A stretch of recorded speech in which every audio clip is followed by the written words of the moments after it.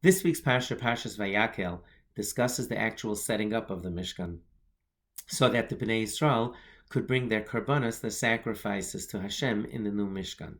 It also mentions the gift of the Nesiim. Nasi means a prince.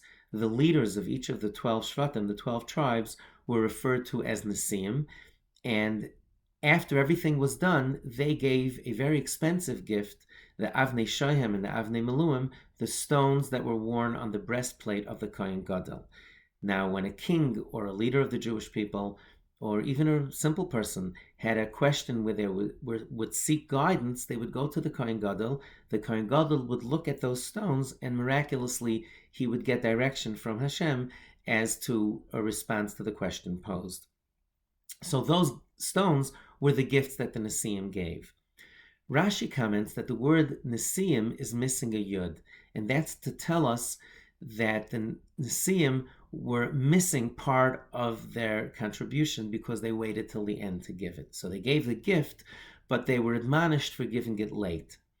Upon further reflection, however, it's quite puzzling why it was considered to be a misdeed or a mitzvah that wasn't done to its fullest extent. In fact, they told Moshe Rabbeinu, you go ahead and ask the Jews for gifts, and anything that's missing for the building of the Mishkan, we are going to underwrite. We're going to pay for ourselves. Now imagine if a day school or a yeshiva was embarking on a building campaign and a single individual or a few individuals came to the head of school and said, listen, you go ahead with the building campaign, let everybody contribute. We will take care of anything that is a shortfall after the gifts are given. That person or individual would certainly be given a great seat of honor at the dedication. So why is it that the Nesiim were punished for waiting till the end? The Kli Yakar offers a very interesting insight, and he says that a leader has to believe in his people.